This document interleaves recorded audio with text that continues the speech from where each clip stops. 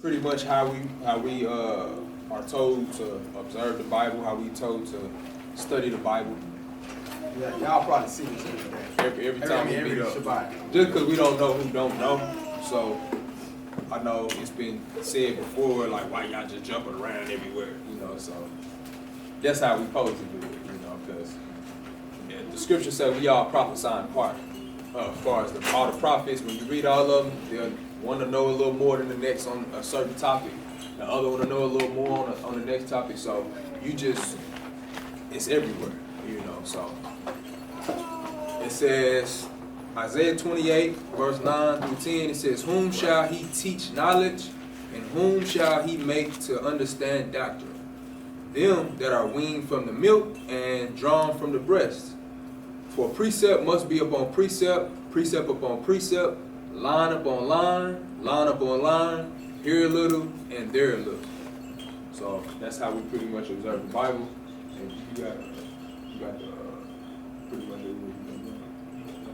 Alright, cool. Alright, so we're gonna start out.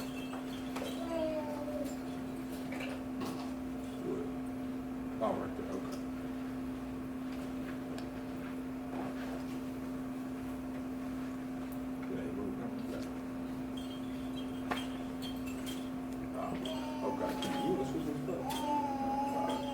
Okay. Well, so we want to start out in is that it? Yeah, that's it. So we're gonna start out in Romans. Romans 4, verse 15.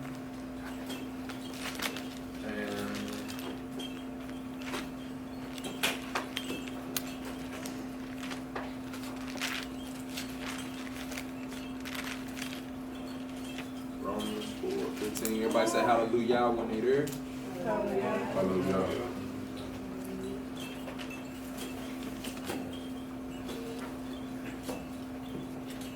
Okay. All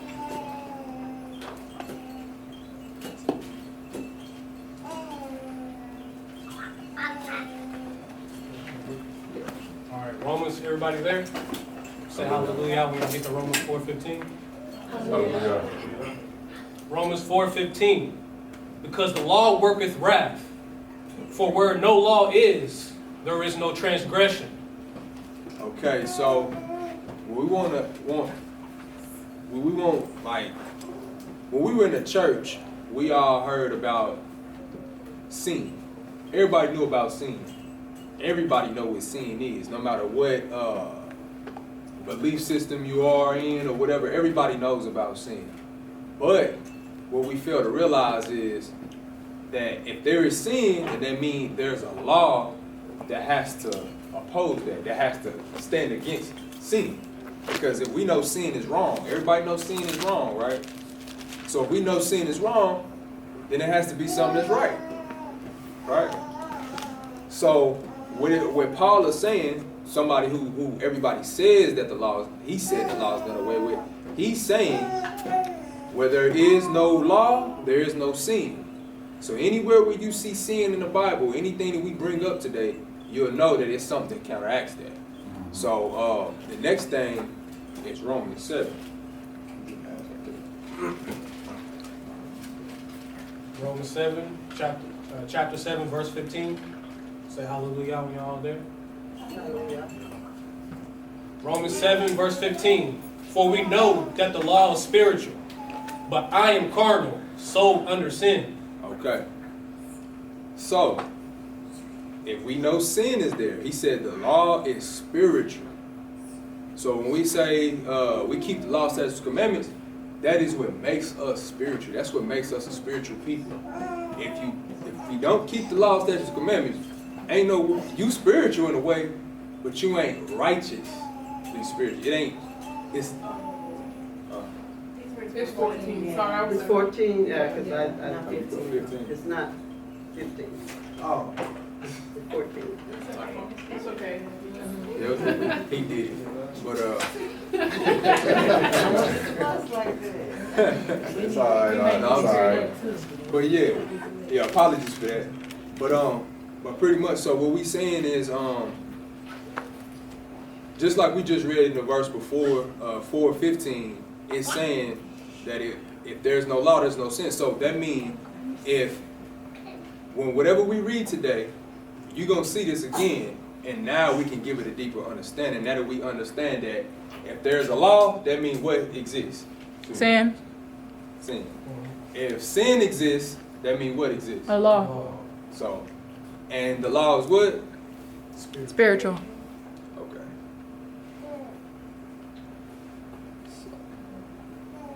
So we want to start off in Exodus 28. Exodus 28, 33 through 35. And we want to kind of go over what the Levites used to wear. So everybody we familiar with the term kingdom of priests, right? Okay. Kingdom of priests. I remember we had talked about that I think a month ago. We was talking about basically how the Most High raised up a kingdom of priests. He wanted us to be a kingdom of priests too. We probably should have.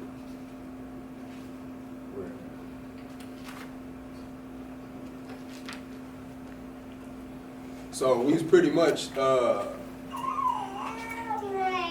ain't got no app on your phone? No, it's for her.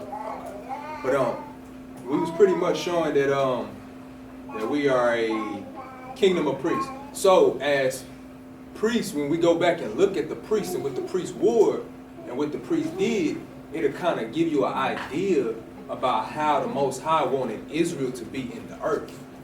So when you understand that the priests, the tribe of Levi, it was 12 tribes.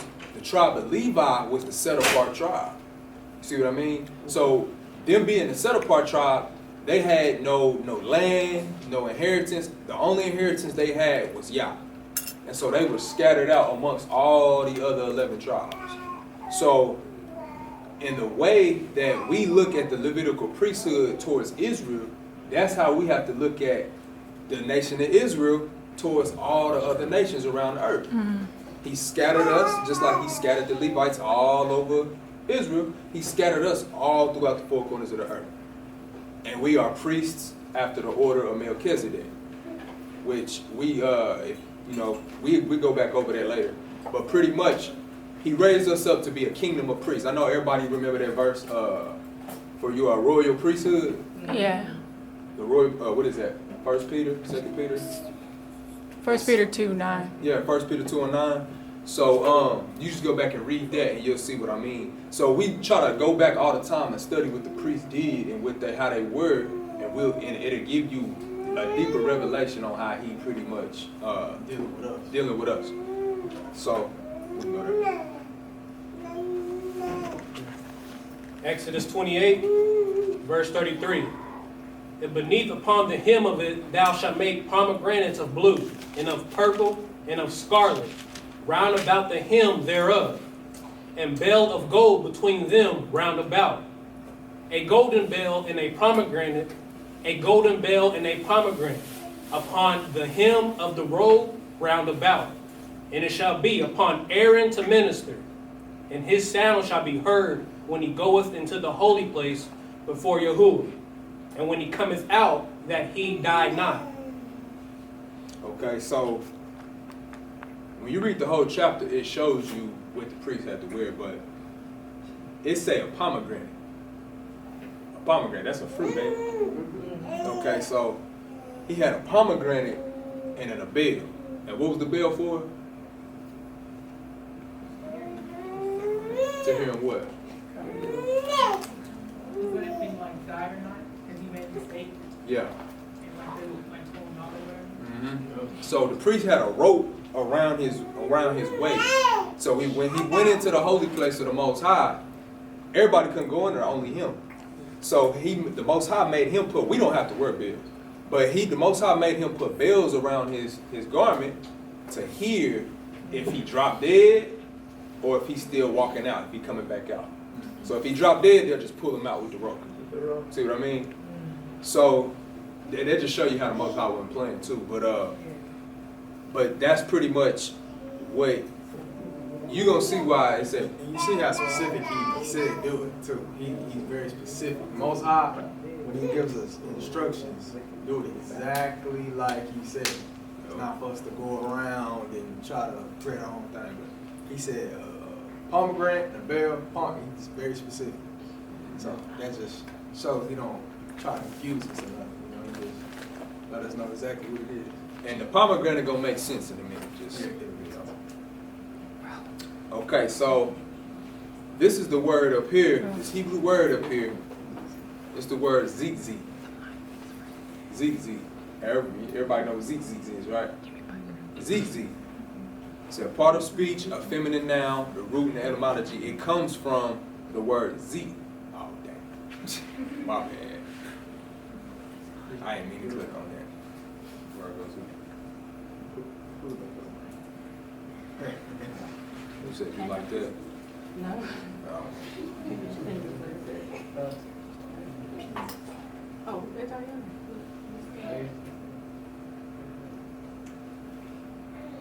Apologize, y'all. I'm kind of slow with this, you know. No, this is right. Yeah, I'm trying to go back to the 15.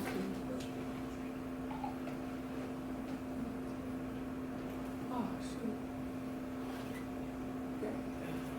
All right. You can click over like that. Oh. It did that. Okay, so ZZ. So when you go down and you look, you'll see it says fringe, tassel, lock. This is the word. When you look in there and you go to the Hebrew, have anybody ever went to the Hebrew and looked up fringe? Just tried to see what a fringe. He told us the word fringes. But have anybody ever went to look back and say, well, you know, what does a fringe mean? So it comes from the root word Z. So we're gonna go to that one.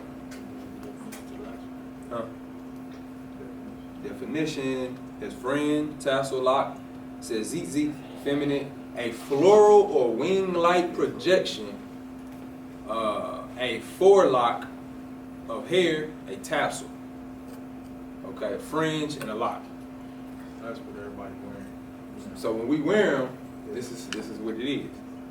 So when you go to the root of it, the root word, it's saying Z, a part of speech, masculine, root. Yeah, I ain't gotta read all that. Okay, so it goes to the King James translation, H6 731. A flower, a plate, a blossom, a wing. So when you go down, a flower, a bloom, a flower, a bloom, feather wing, meaning dubious. Okay. So when we go down to the definition, it says properly glistening, burnished plate, also a flower, a bright colored flower. So, yeah, blossom flower. Okay, we're gonna go to this. So the point of the definition is it's not off what they seen, it was the function of it. And the function to where it was to bring forth fruit. So yeah. When you see anything that the Most High talk about, or even us as mankind, we'll say we about to do something, or you'll pour into something, you'll do something to bring forth fruit, right? When you go plant a garden, you bring forth fruit. So when you put the ZZ on, it was symbolizing that a flower blooming, a bud. See what I mean? See what I mean? Is it making sense? Basically, we're trying to follow the law. Yeah, we trying to follow the law, but when he told you to put it on, it was supposed to do something. So we're gonna read it. We're gonna read it. Numbers 15, 38 through 41. We're gonna read it.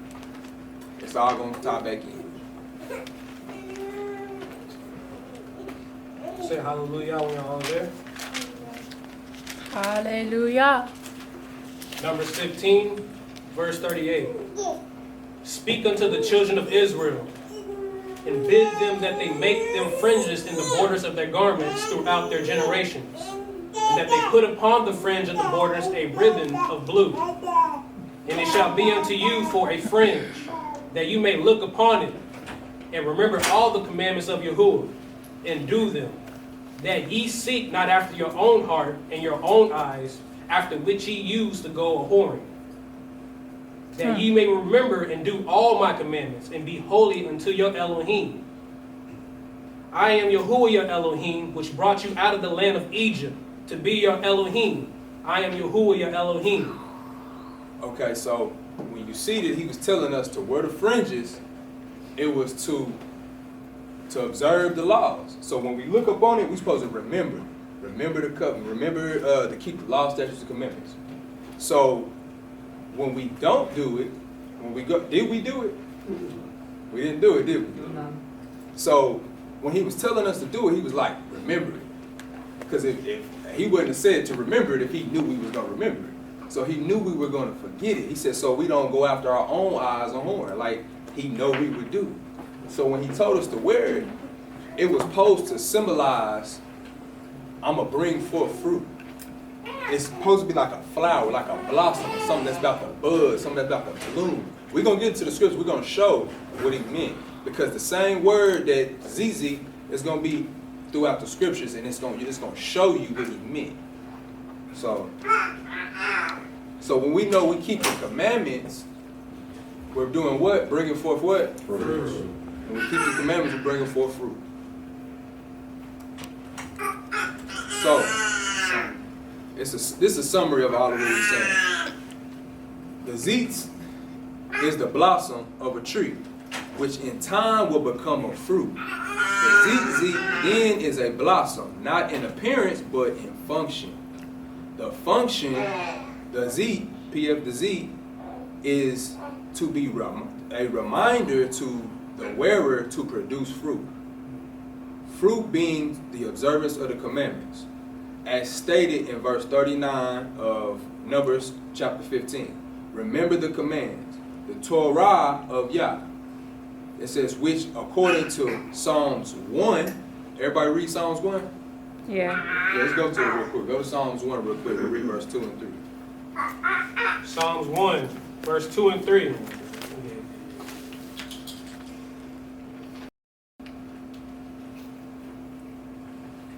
Let me know when all y'all there, please.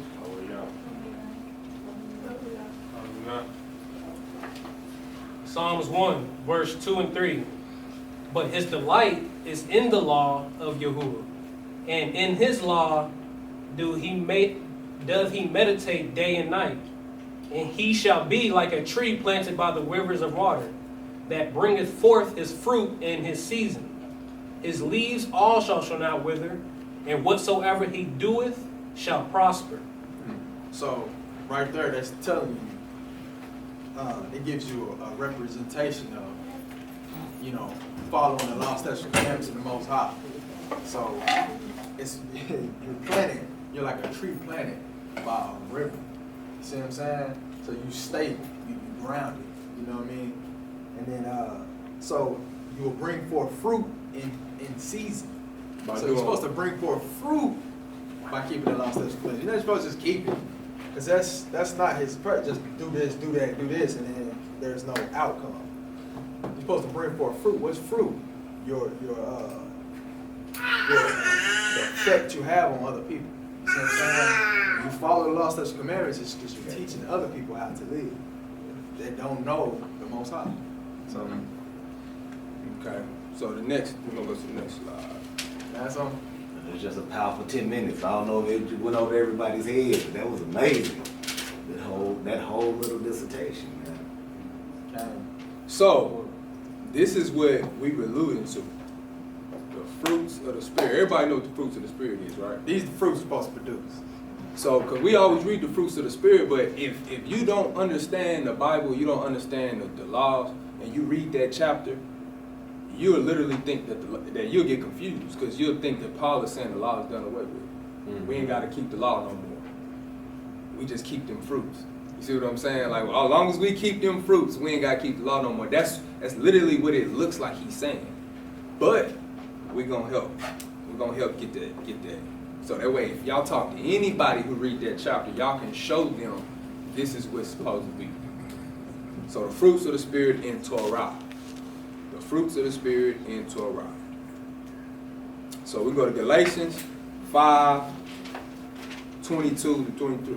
22 through 23.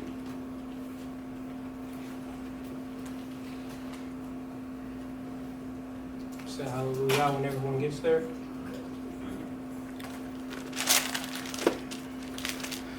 Hallelujah. Hallelujah. Hallelujah. Galatians chapter 5, verse 22 and verse 23. But the fruits of the Spirit is love, joy, peace, long-suffering, gentleness, goodness, faith, meekness, temperance. Against such there is no law. So what y'all think he mean when he said, against these there is no law? If you're following those, basically you're not under the law, but if you're going against what they're saying, it's total opposite. Exactly. So if I was to ask anybody, like, so all I gotta do is keep these, he said, because against these, against such, there is no law. So that means there is no law. So I don't have to keep the laws, right? That's part of the law. You're keeping those because of the law. Or Exactly. you have that because of the law. Exactly. Because that goes back to where there's no law, there's no sin. So if there's no knowledge of the law, then it's just like you don't even know how to do those things. Exactly. And it also goes back to the Psalms 1 that if you keep the commandments in due season, not right away, but in due season, you'll produce much fruit. These are the fruits that you'll produce. So, In season. In season. Gonna come. You got to show some love, some joy, some peace, some long suffering. There's different seasons in your life, you know. So exactly. you gotta add these. Okay. Person sit next to you. We go to 1 Corinthians 13.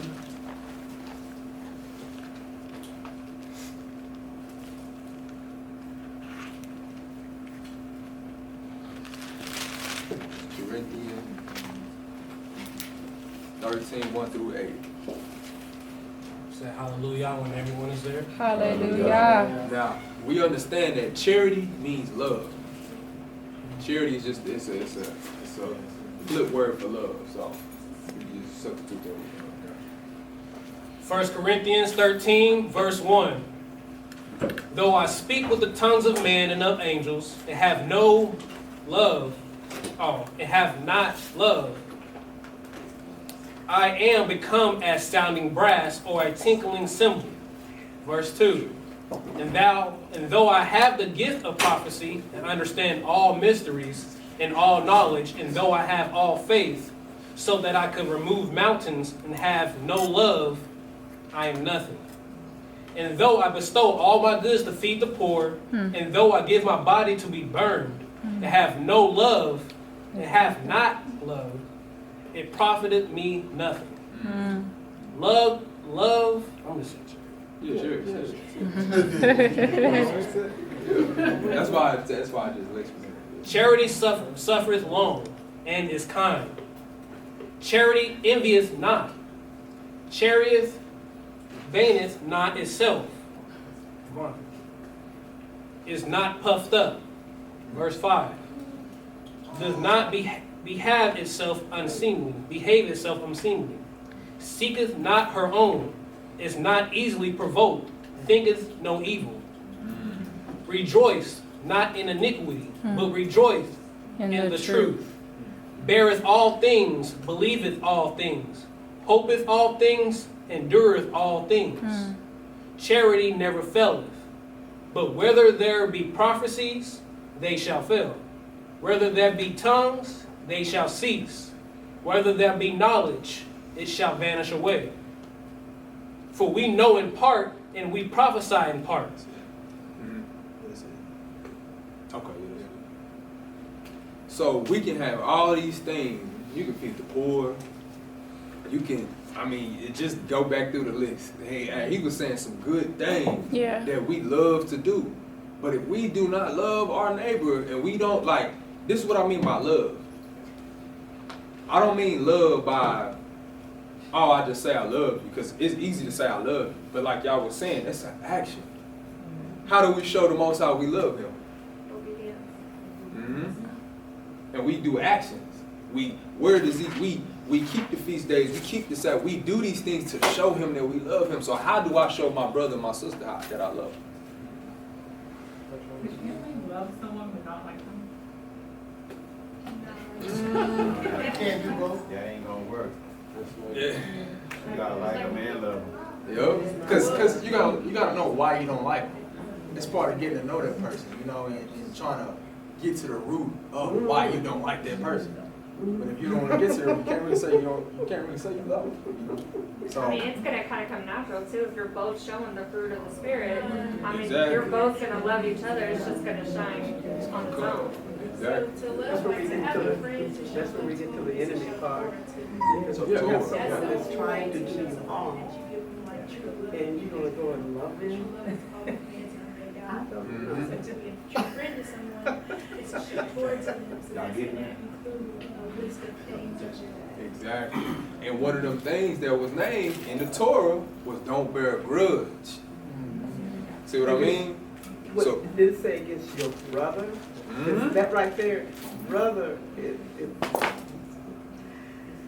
I would think from our nation, I wouldn't hold a grudge anyway from anyone. I mean, you know, that's hostile, but you have, I'm thinking in part of us as a nation. It's an enemy within the nation and an enemy without. Correct, and that's what I was just thinking about. Now, I know our history was we had wars among each other, and so that's what set us apart because we started, you know, having grudges and this doing that, which what the laws were for. What they were talking about is that we have to come together and love each other equally, and because we have the same God, we're from the same Yah, we have everything, you know, is the same. And in order to please Him and to have those fruits, you have to love one another. Now, here we go. They had outsiders. David fought his enemies, and he didn't like them. Yeah. Now, but he still followed God. He still followed God's law. Yeah. Now, we in part also have enemies outside. Now that's where I was getting to about the enemy part. yeah. Now outside, when we were in slavery, and also when we were going through different things, you know. I remember which call laws? Was it Jim Crow? Jim Crow laws? You go to work every day and you know they don't like you, they spit on you, and then you come home and say, I'm supposed to love them. Nah. You know, but see, but that's your enemy. Yeah. But we were always taught, you go to church, love your enemy. Yeah, you're right. You know, and I understand what Yeshua was saying about turn the other cheek. I'd be willing to turn the other cheek for my brother and sister than I would my enemy. You know, I'd be willing to not hold a grudge against you all instead of, you know, my enemy. Not that I'm holding a grudge against them, because holding grudges mean you envy something that maybe it's something they did and you're like, you know, they did this to me and I'm not going to do this. Yeah. Right. But during slavery, that was something that that was taught to us. Yeah. And tell you, oh, you're supposed to forgive, you know, and then you're supposed to smile and go about your business. But inside, you're saying, well, you know, look what they did to me. You know, and doesn't make it right. But I have to because Master said. You know, if I don't, then I'm going to get, you know, either my kids are going to get sold, or either I'm going to get this done. Then in Jim Crow laws, well, I got to have a job. And if I don't come and work, and if I don't say, you know, cheese in front of the boss or whatever, and do the dirty work, then I'm out of a job. Exactly. So where does the enemy come from? And where I'm we finna go to supposed to that stop next. We ain't lighting? there yet. We still talking about love within the nation. Thank you. Loving the Okay, enemy now within the I'm getting it. nation. Now we're doing it in the nations. Okay. All right, I'm too. cool with that. Just wanted to elaborate because the question she asked and then the sister, she made a good point. And I'm going to use me and Uncle Roy as an analogy. we in the same age bracket, but he's still my elder. And when I was growing up, you would do things that elders didn't like, but they still loved you. So basically what she was saying, like, you can love them. Doesn't mean you kumbaya and you hugging and shaking hands, but it's like, hey, young man, I love you, but you screwing up. And you got to get on the right track. But you love them from a distance. But you still show through your actions according to the word how to raise them up and how they should lead by follow that example. Exactly. But they have to want to do it though. Exactly. Like Oh. like giving is love to give, but you don't have to receive. You don't have to receive it if it's the enemy within the. I mean, you don't have to exactly receive it, but you can still give to them to show them love, but you don't have to receive what they're if it's negative. Exactly. And the thing why like the greatest love is from God is because, and it's to give is because God gives us the most. So that's why we love Him more than anyone. That's why He loves us more than anyone.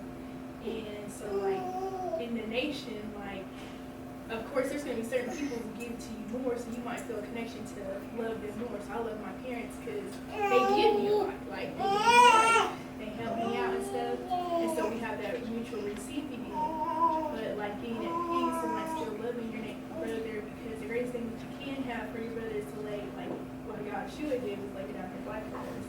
So to be able to defend your brother because I love you, so I'm gonna defend you even though we not looking each other's face all the time. It's still I love you because I'm gonna do that if we needed to be there. But it's like the more you give, that's how you get like stronger bonds because y'all are giving to each other, and that's what love is. So you're loving on each other all the time. So I might not love people who live in Wichita. Like, I mean, I love them who live in Wichita, but I'm not able to give to them as much. But when we come together, it's still that ahava for each other. Like, I still love you, I still defend you, and stuff like that. But that's what I was gonna say about the whole. You can still like love a person, but you are of course gonna like them, but you might like more people more, but it's still that love for them. Yeah. That's it. Mike been out here too long. Go ahead.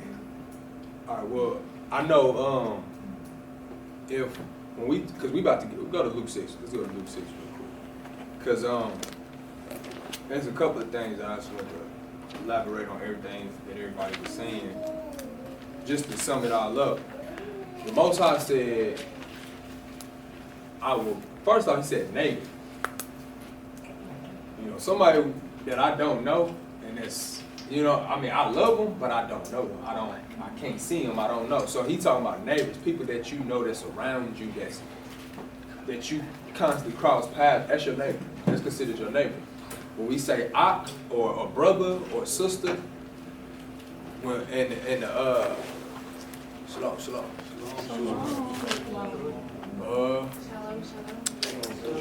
Hey, there is right here. Y'all can sit up here. Where Johnny sit?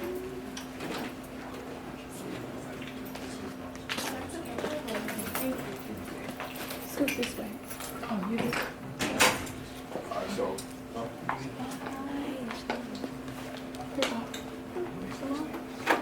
Yeah, so and like like what Ro was saying, there was an enemy within the enemy, there's an enemy without the enemy.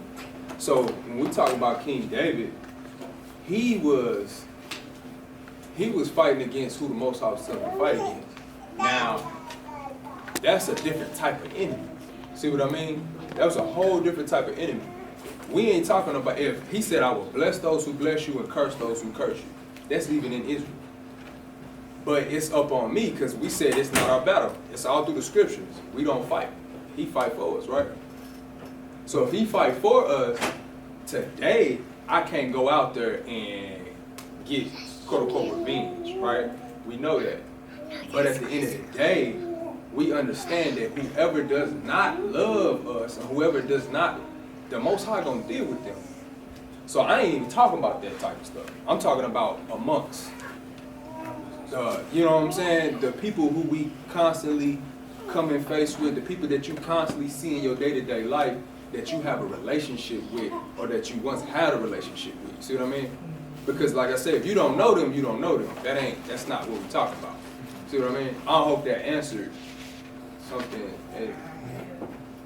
Yeah. Because, we pretty much threw another word in there, forgiveness, right? I mean, or what's the word? No, because the topic we on. So you go to that because I got something I'm gonna go to afterwards. You go to that. Luke 27. Yeah. So everybody go Luke 27, Chapter 6. chapter verse- 6, verse 27.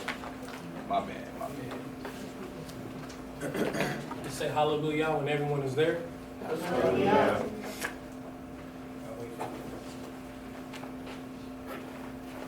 Hallelujah. Luke 6, verse 26. Woe unto you when all men shall speak well of you, for so did. I know, yeah.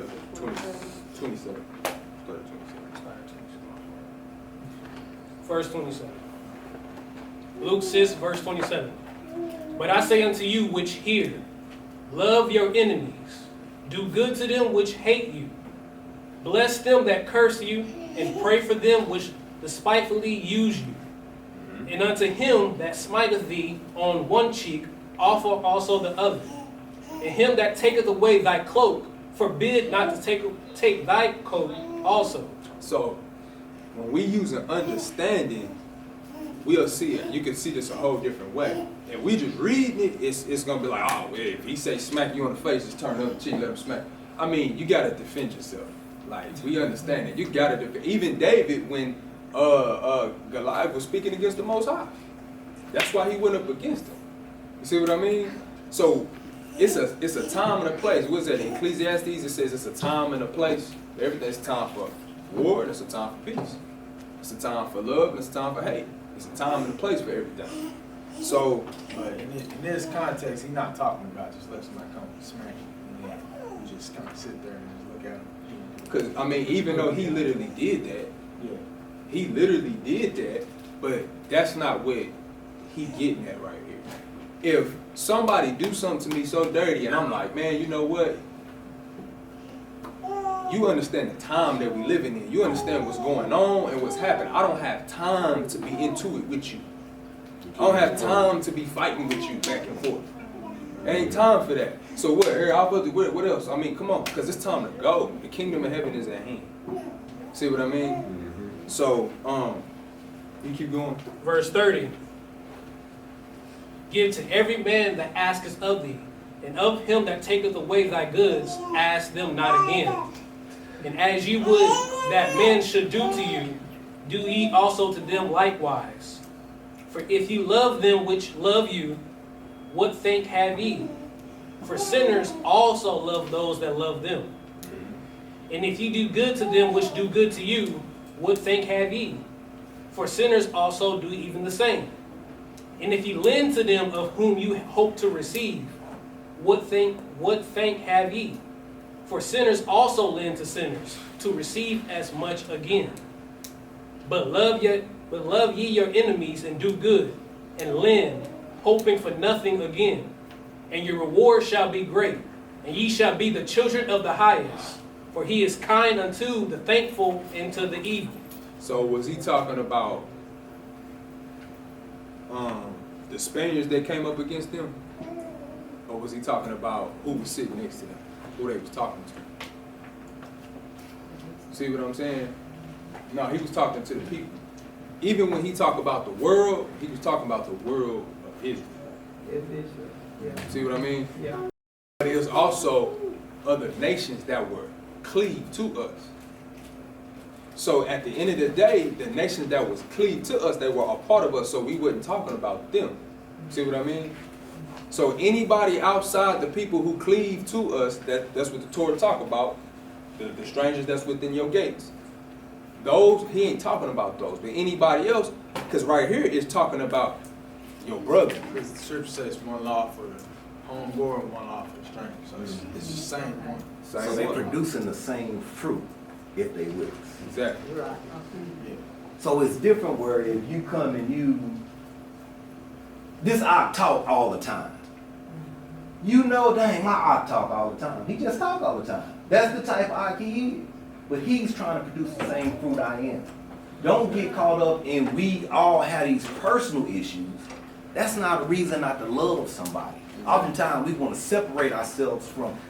Mashiach said he's going to lay down his life for his brother, including the brother that talk all the time. And that's kind of where they getting at when they saying, you know, when somebody asks you separate from somebody that you Do you not like you do not like somebody. 9 times out of 10, if you think of why you don't like that person, it's just a personality issue. But if you look at the fruit they bearing, because everybody has an issue. Somebody might talk a lot, somebody might stink, somebody might, and for that reason, but we all trying to lift each other up and produce that same fruit. Exactly.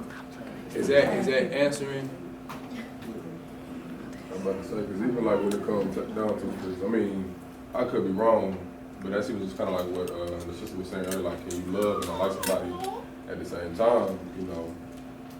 I've never come across a scripture where it said you can love and not like somebody. You know what I'm saying? It's either love or you just hate somebody, you know what I mean? Because that like word, you know what I'm saying, it's something that's pretty much, you know, being instilled in us to think, you know what I'm saying, because of where we at, you know what I mean?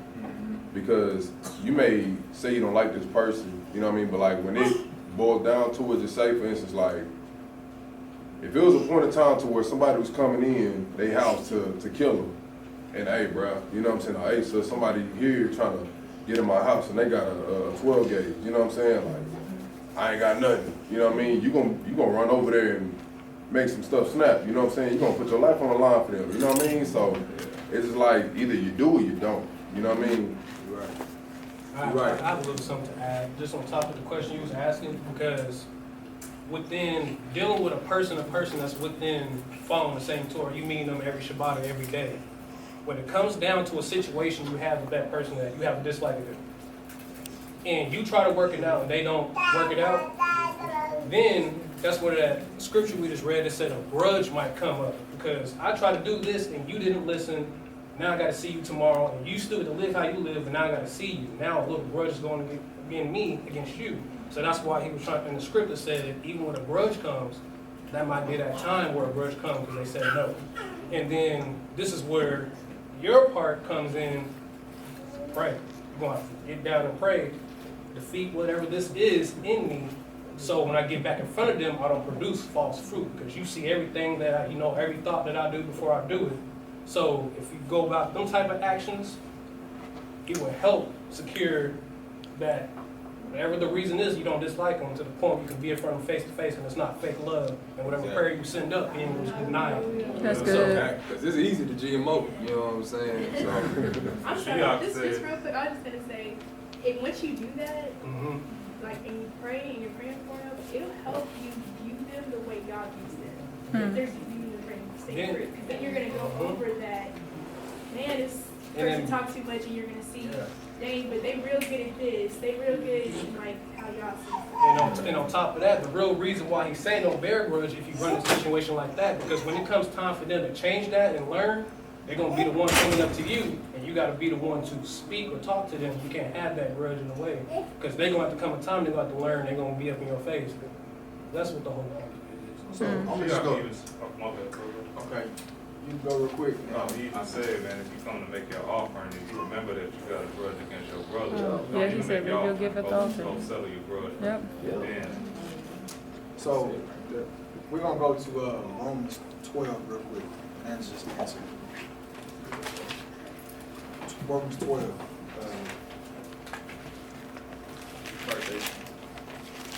We got a couple little fruits to get to, you know what I'm saying, too, so, Romans 12, verse 18. If it be possible, as much as lieth in you, live peacefully with all men. So, right there. If it be possible, as much as lieth in you, live peaceably with all men. So, at the end of the day, if it's nothing, if it's something dumb, it's not like, there's too much going on in the world for us to be at odds with anything. You see what I'm saying? Yeah. We gotta stick to the mission, And so, at the end of the day, if your part as much as.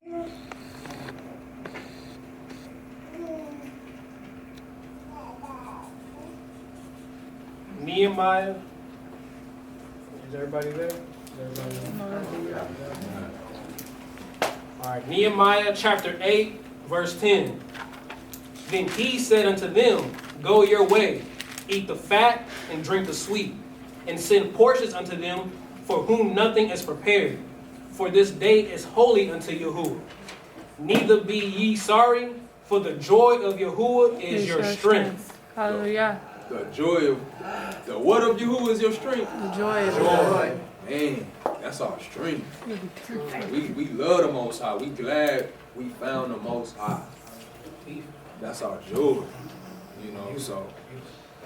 All right, so the next fruit. Peace. Shalom. We can go to Numbers. Numbers 6:23.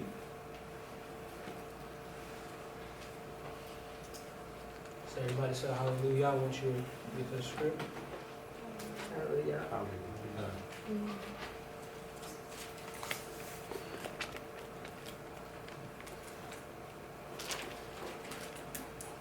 Number 6, verse 23. Speak unto Aaron and unto his sons, saying, On this wise ye shall bless the children of Israel, saying unto them, Elohim bless thee and keep thee. Elohim make his face shine upon thee and be gracious unto thee. Elohim lift up his countenance upon thee and give thee peace.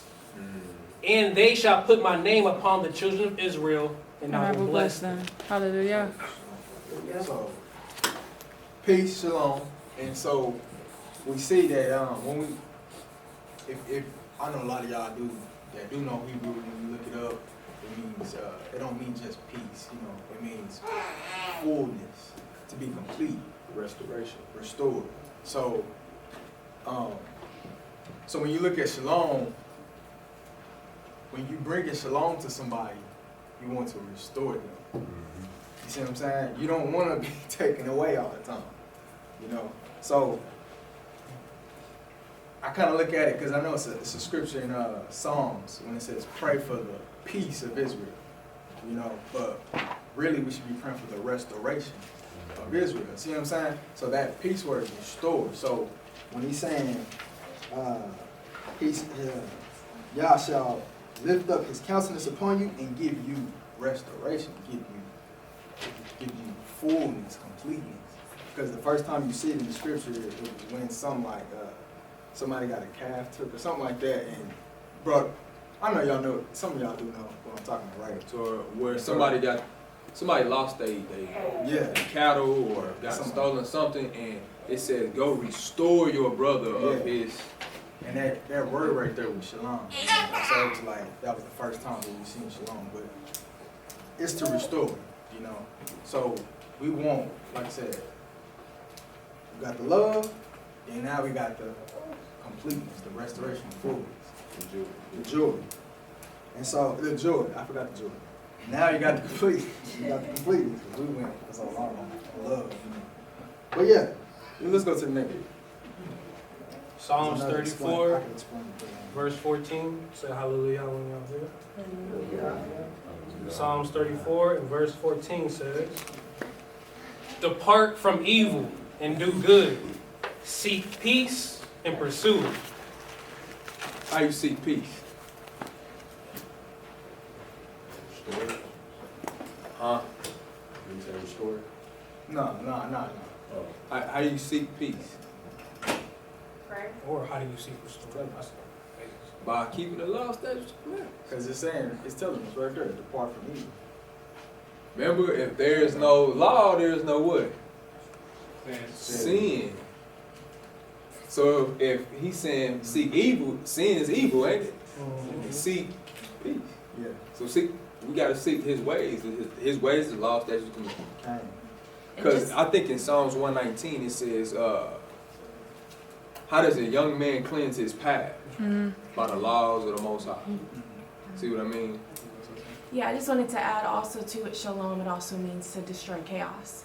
Yeah. So also, and that's a really great precept for that, to destroy that chaos is to receive like everything that's within righteousness. So Yeah. that's a part of it.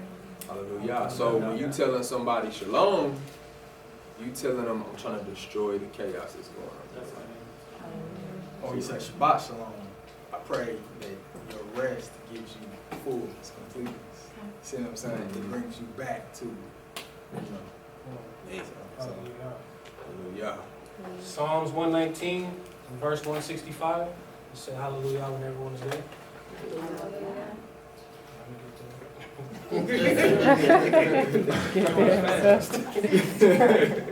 Y'all quick with it.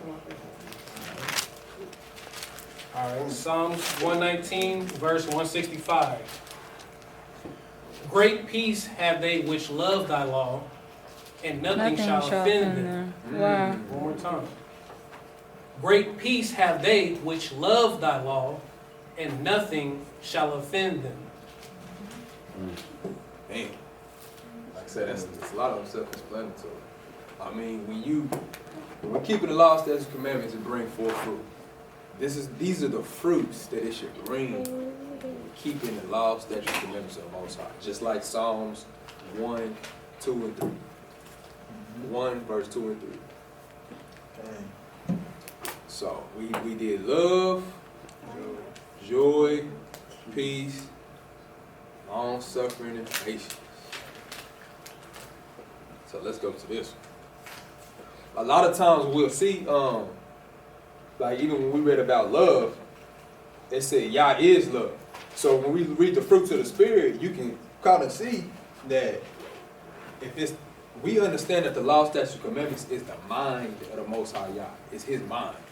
So the Most High look at it like, if I was a human, if I was you, this is how I would be. So you be like me. Be like this. Do this. This is how you'll bring pleasure to me. You see what I mean? So we understand that. So when we talk about each fruit, you'll see that, hey, the Most High is that. He does that. He can't tell us to do it if that's not Him. And Paul is the one that was saying it. So Paul was a Pharisee. He learned from an ex-Pharisee. He learned from Gamaliel, and Gamaliel was like this. Shalom, y'all Shabbat Shalom. Shabbat Shalom. Oh, yeah, got some cheers.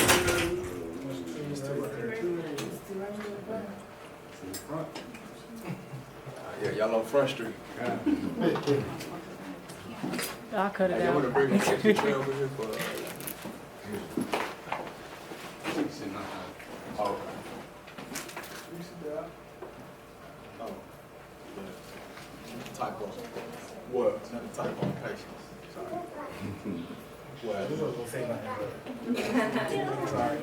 Sorry. Slipping. Man, I be just next. Sound the same. I'll write it down right though. All right. So like I was saying, so if Paul wrote, he wrote about the fruits of the Spirit. He was the one talking about the fruits of the Spirit. So if somebody who kept the law, statutes, command, he knew them to and fro. Man, he knew them like the back of his hand. And if he was talking about the fruits of the Spirit, that means he knew something. He knew something.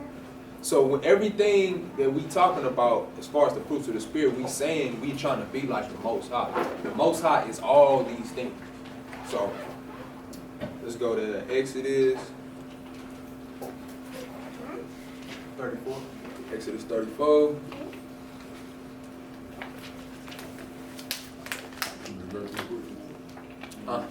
Yeah. Let me know when everybody there. Hallelujah.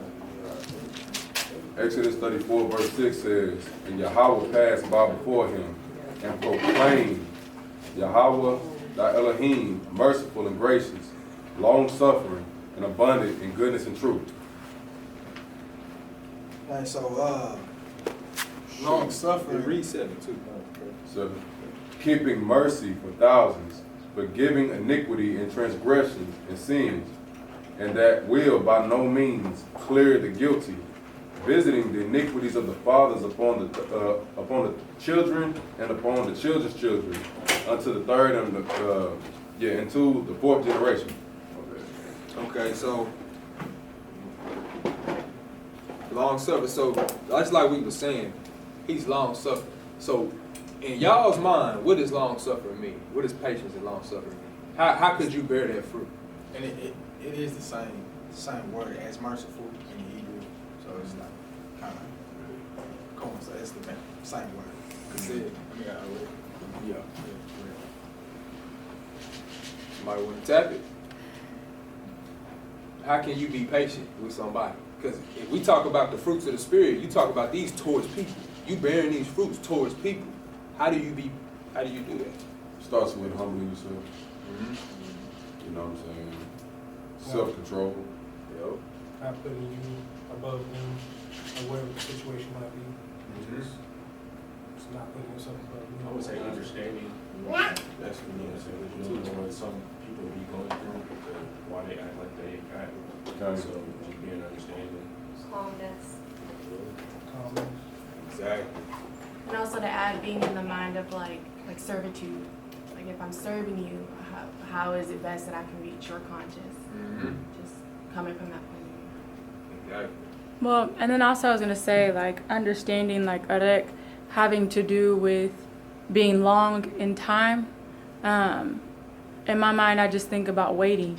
Yeah. It's literally just waiting. And the society and the culture that we live in, I don't believe helps us with that because we live in a microwave popcorn society. Everything, you know, you put it in the microwave, it's out in 30 seconds, you know? So it's literally just like waiting. Put a steak in the microwave each day, you know what I'm saying? Yeah, exactly. But long suffering. So when you talk about being patient with people, how do you be patient with people? I give an example of like being like forgiving, or like when Peter asks like Joshua about forgiving his brother 77 times. Now you gotta have some patience to forgive somebody 77 times, because that means they keep messing up 77 times. Exactly. So then you still like loving them and like just bearing with them and not judging them, like just waiting to see how it goes. I was waiting on somebody to say that because it said it right here. It said, forgiving the sin. Forgiving.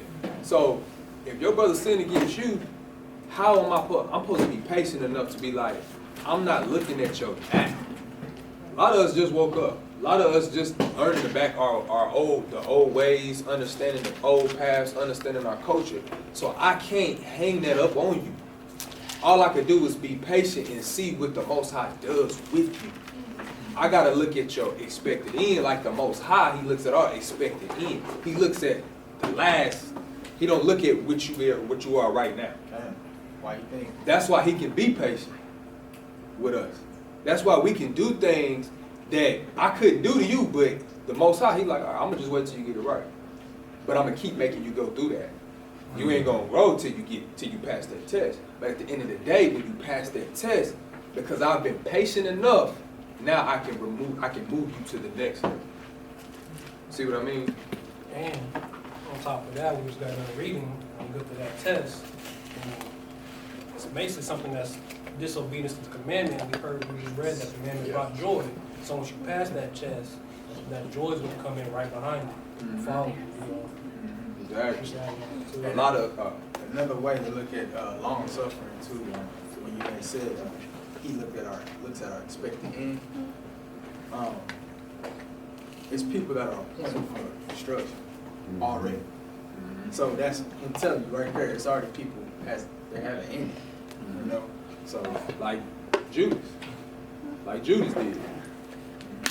Mashiach was patient with Judas, even though he knew what he was about to do. So he was patient with him. He was just like, man, I'm just wait it out.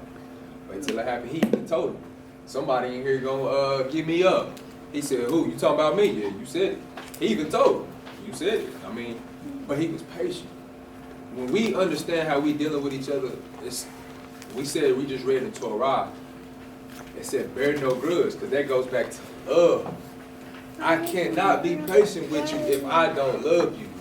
Don't tell me you love me if you can't be patient with me. I can't tell you I love you if I can't be patient with you. If I can't wait till you grow out of whatever you're going through or grow to what you're trying to become. Because they got their season coming where they can bear fruit. Exactly. Exactly. So that's next. That's it. But we go to Numbers 14.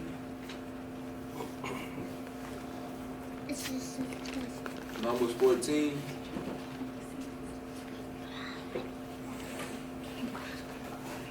You said hallelujah when everyone's there. Verse 18. Hallelujah.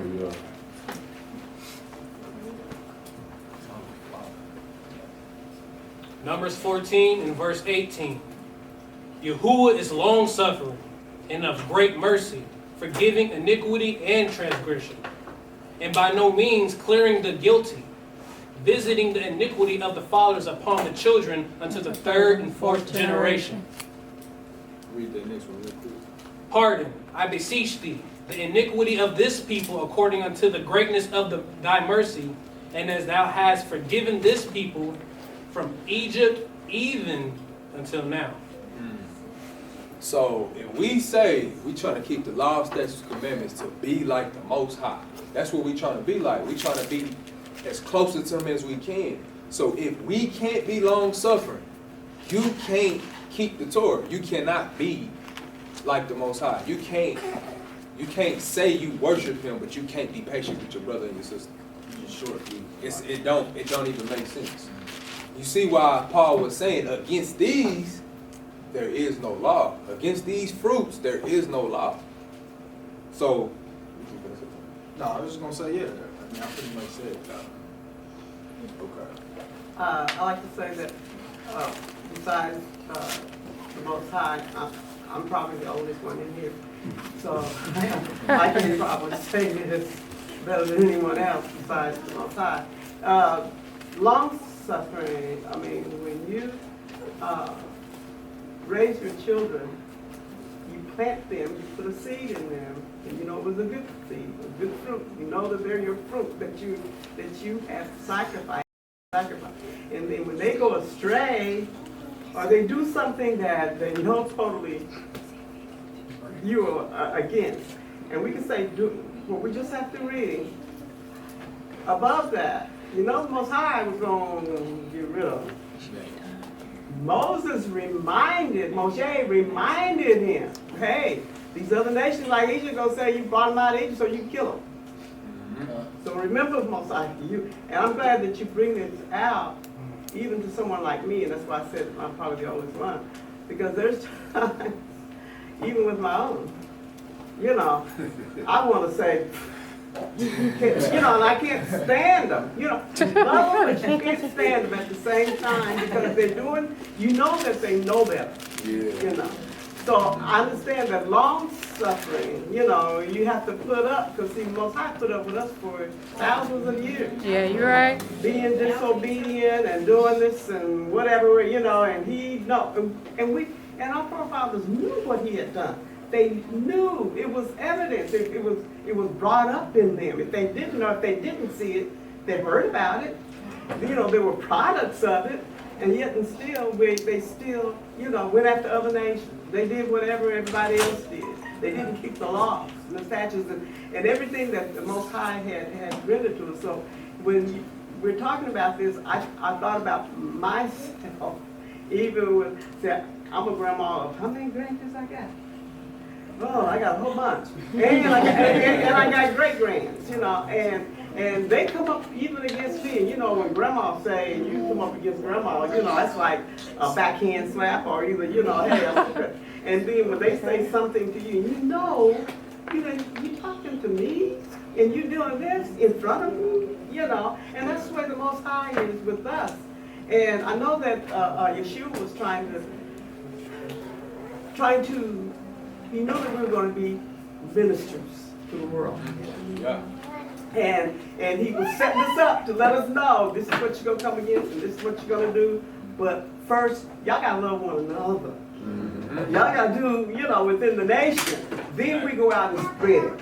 You know, but as long as we're doing that, because I know Ephraim and Judah wasn't getting along at one time, I don't know, you know, and that was some friction in the, you know, in the tribes.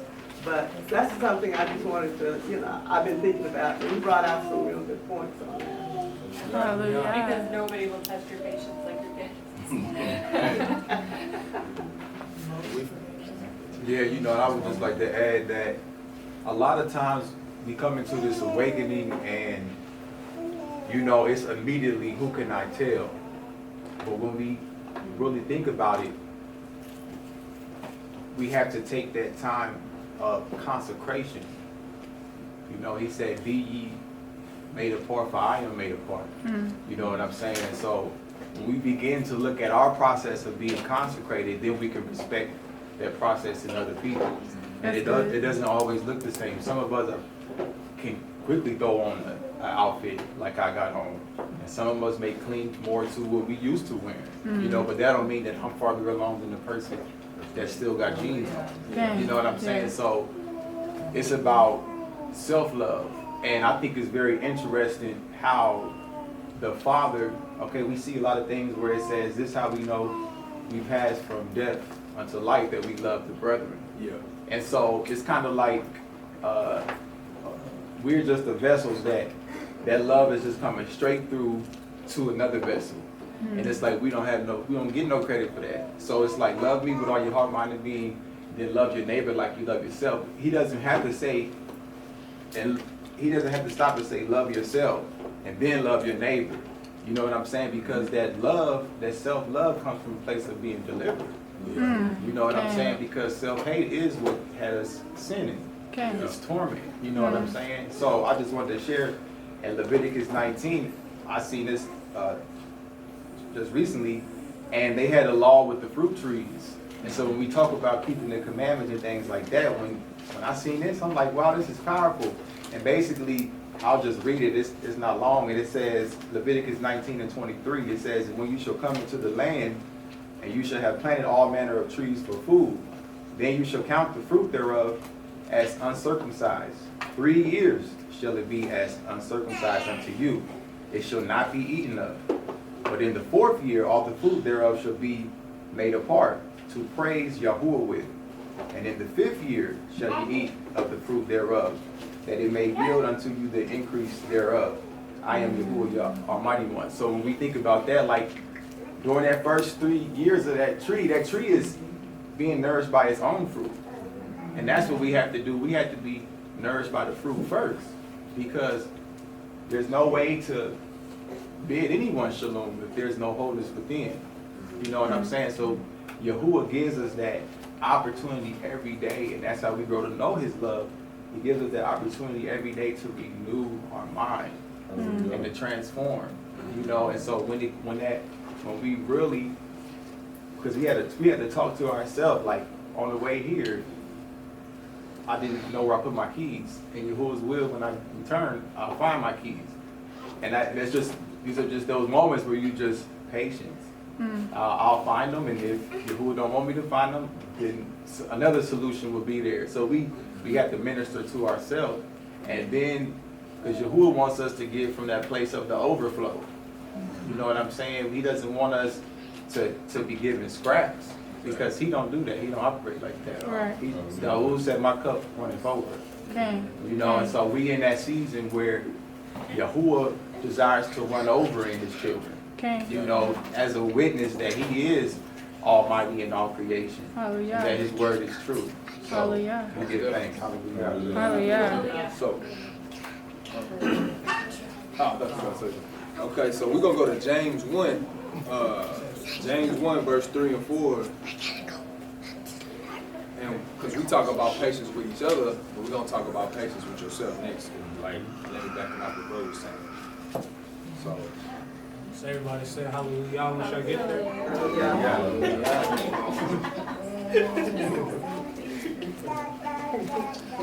All right. James chapter 1, verse 3 and 4. Knowing this, that the trying of your faith worketh patience. But let patience have perfect work, that ye may be perfect and entire, wanting nothing. Most definitely. So the patience have her perfect work. so that way you'll be perfect. This the thing, when you going through things, like even bro was just saying with his keys, like it's times where you may be feeling like you can't, like you know you gotta pay this bill, but you can't pay it. You know you ain't got the money to pay it. It's just not there. It don't exist. But we gotta understand that he's putting these things on, especially if we know we love him and we worship him. He not gonna let us go without lights. See what I'm saying? And even if he do, it's for a reason. Because all of this is to perfect you. So when he does something to make you stretch out and you sitting there, you like, man, when? Like, when is it gonna happen? He's working on your patience. You go crazy, you going crazy, you calling everybody, and then can't nobody help you, can't no. But at the end of the day, because he's trying to perfect you. So he's like, look, just chill. We don't even know what patience really is until we know how patient Yah was with us. The first way I want to go to is the fruit. So he hungry and he walk up to this fruit tree. He knows it's supposed to bear fruit. I want this to represent us. He know this tree supposed to bear fruit. And he see that it's nothing but leaves on there. It ain't no fruit on there. So he said, you ain't gonna grow no more fruit from henceforth forevermore. And it withered away. What does that symbolize? If we don't produce Our name as Israel, like not being remembered, that's what I'm thinking. It's also like a reprobate mind too. A reprobate mind. Yeah. He said in another passage that every tree that doesn't produce fruits will be cast into the fire. Mm-hmm. The tree did not bear fruit, so he cast it away. He made it, hey, you ain't doing nothing else. You can't work no more. My bad. You can't bring forth nothing no more because you ain't doing what you're supposed to do. I came up to you to expect something from you, and you're not producing it. So I'm done with you. The next thing that we can get out of this is the faith. So they sitting here like, man, you see how he just did that tree? And he like, if you have faith and doubt not, you shall not only do which is done to the fig tree, but you'll be able to speak to the mountain and say, move, cast to the sea. Man, how much faith we got? Y'all think y'all really do that? Y'all think we can do that?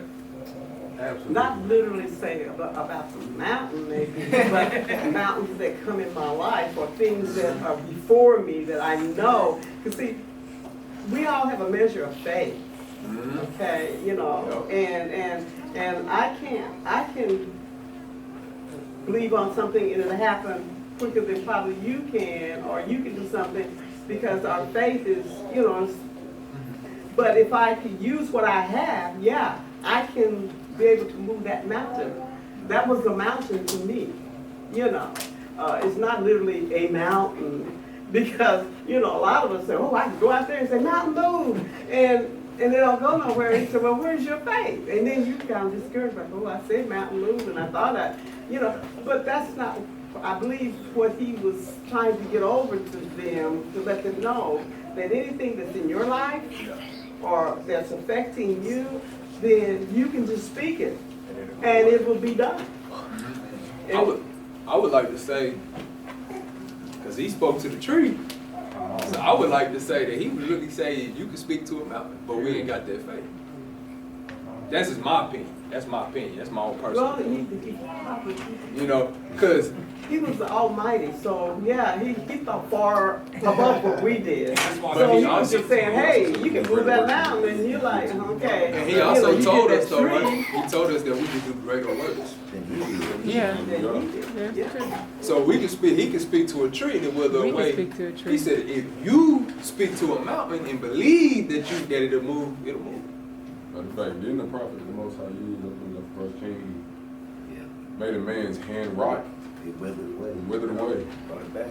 Brought it back. This is why I encourage y'all, go watch it. Most Lesson, Year of Gods, please go watch that. Or Domesticated Kings and Queens, please go watch that. Because what it is that we are really domesticated. We think that we can't do things that he told us that we can do. So if he said we can do it, we gotta believe it.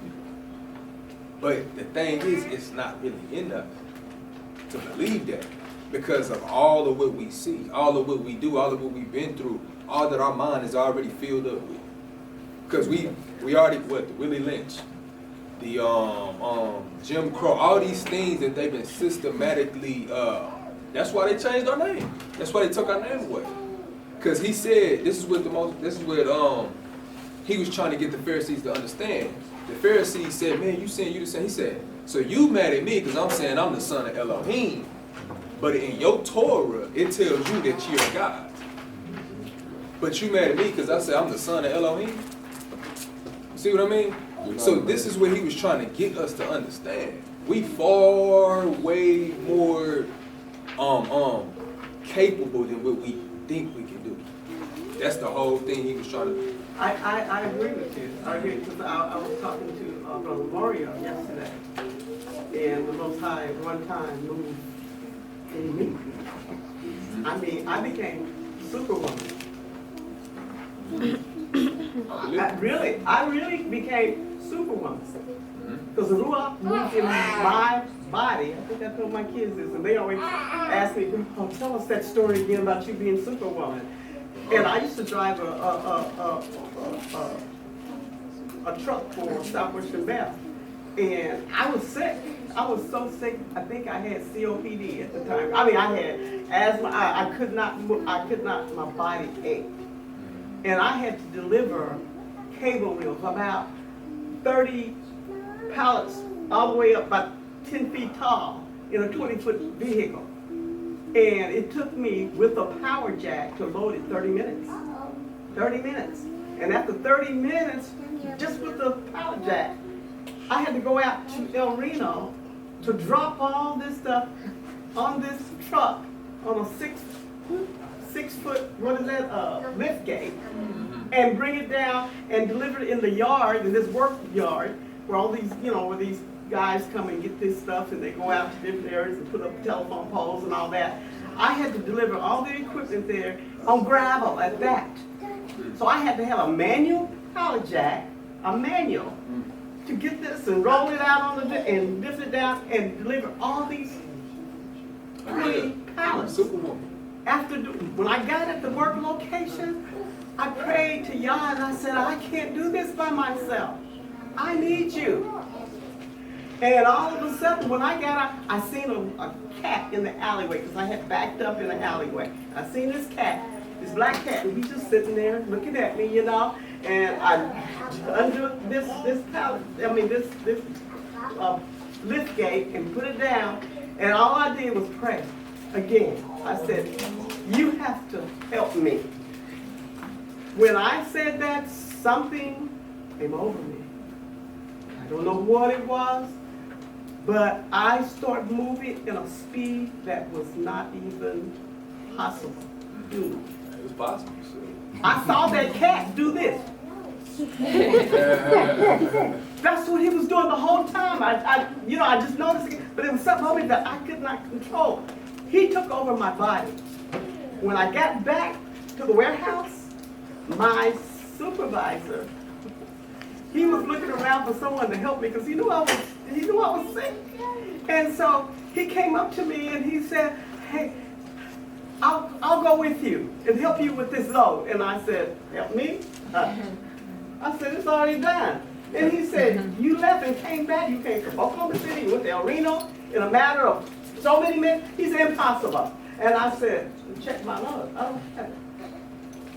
And he actually had to call the work center to ask them if their stuff was there, because he didn't believe me. And once that happened, this man, he became not a type of fearfulness, but respect, that he said that I almost convinced, he did the call and he almost convinced him to be saved.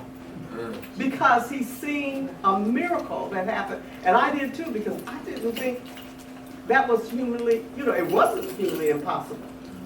But it happened. So, yes, I know it's according to your faith and how, the Ruach comes in us, and the Most High allows things to happen so that we know He's real. Exactly. So I know that He's real. Hallelujah. Hallelujah. Hallelujah. Shoot We go to Mark 16.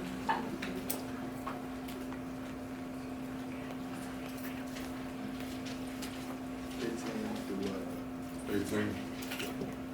So we on fruits, and we talking about how faith brings forth fruit. Say hallelujah when everyone is there. Hallelujah. Mark 16, starting at verse 15. And he said unto them, Go ye into all the world, and preach the gospel to every creature. He that believeth and is baptized shall be saved, but he that believeth not shall be damned. And these signs shall follow them that believe. In my name shall they cast out the devils. They shall speak with new tongues. They shall take up serpents. And if they drink any deadly thing, it shall not hurt them. They shall lay hands on the sick, and they shall recover. Okay, so he told them to go out into the world and preach the gospel to every creature. He that believeth and is baptized shall be saved, but him that believeth not shall be damned. So if we believe, this would make us want to go do these things. This would make us want to go take these actions. So then it says, these signs shall follow them that believe. Signs. Like, this how you gonna know this person believe. If this person don't believe, you ain't gonna, hey, I ain't gonna say you ain't gonna see them signs, but you know. But it's the thing, it says, these are the signs that follow them that believe. In my name they shall cast out devils. So that means we supposed to be casting out devils, right? Mm-hmm. It says, in my name, it says they shall speak new tongues. So we supposed to be speaking different languages. It says, they shall take up serpents, and if they drink any deadly thing, it shall not hurt them. It says, they shall lay hands on the sick, and they shall recover. Not they might recover. Not they should, they shall recover. This is a sign of us that if we believe, it's the fruits that we should be bearing. This is a fruit. Faith. So we go to the next one. We ain't gonna get all them. We just go at least one of them, two of them.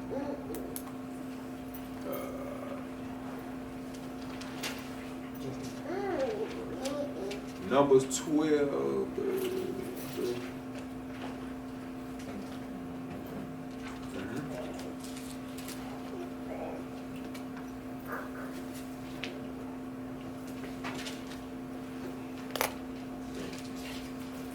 Yeah, Numbers 12:3. And most of us already know this story and already know what it's talking about, but Numbers 12, verse 3.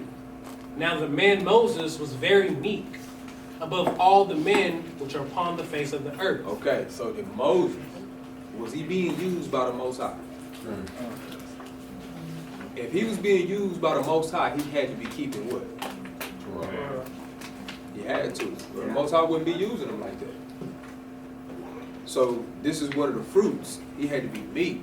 That's the only how the Most High was able to exalt him and use him the way he wanted to, because he had to have that fruit of meekness.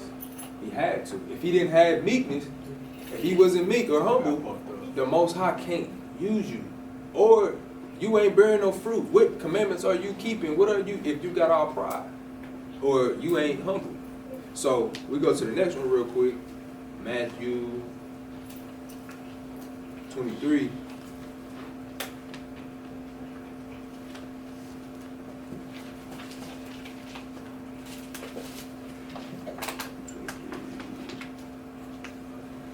Verse 12. Matthew 23:12. It's all up there too. Matthew 23 and verse 12. And whosoever shall exalt himself shall be abased, and he that shall humble himself shall be exalted. So you're gonna get brought low if you exalt yourself, but if you humble, he exalt you. That's a fruit. If you So lower you- yourself. Huh? I said, so if you lower yourself, you'll be exalted above all. Exactly. And that's even the reason why, just going back to what you said off, what was written off the numbers. Yeah. How Moshe was the most humble man on the face of this earth. It's the reason why his name is still being talked about today. There's a difference between meekness and letting people run over. So Yeah, when you don't saying just let that, people run over you. You know what I'm saying? But you should show meekness. You gotta deny yourself.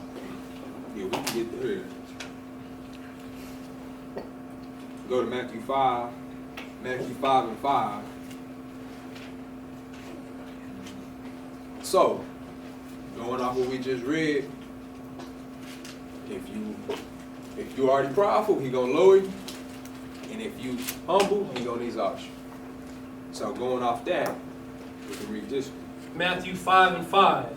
Blessed are the meek, for they shall inherit the earth. So the meek is going to inherit the earth. So he's going to exalt the meek or the humble. It's self-explanatory. If we ain't humbling ourselves, he's not going to.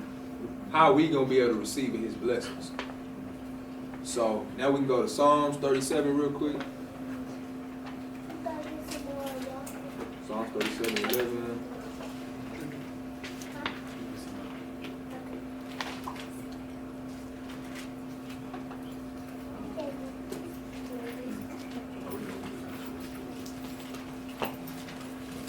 Said we gonna read two, but they short, so you know. Psalms 37 and verse 11. Precept. But the meek shall inherit the earth, and shall delight themselves in the abundance of peace. Two fruits. Two fruits of the Spirit. So, and it's a precept we just read. The meek shall inherit the earth, and we're going to have abundance of peace. So, now we can go to... It's cold. But, 2 Timothy, we just going to read this one. 2 Timothy.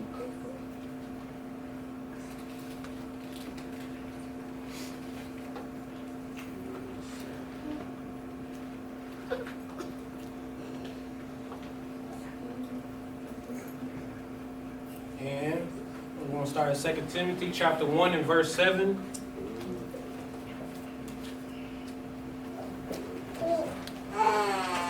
Nah, not this one. We go to Proverbs. We go to Proverbs 16. Proverbs 16 verse 32. Proverbs 16 verse 32. So this fruit, and we would say self-control. Self-control is really explanatory, self-explanatory. But we ain't got a lot of self-control. Can't be talking about we keep the law, statutes, because that's what the law, statutes, commandments is all about. Yeah, 16.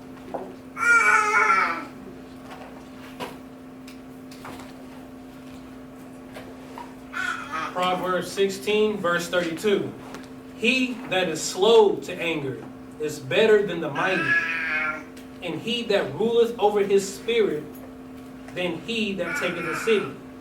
So, he that can rule over his ruach, or rule over his spirit, that's self-control. You can have self-control, you better than that person that can rule the city. So, it's better to be slow. It's better to be slow to anger. That take a lot of self-control. That's spiritual, right? The last one, 25, Proverbs 25.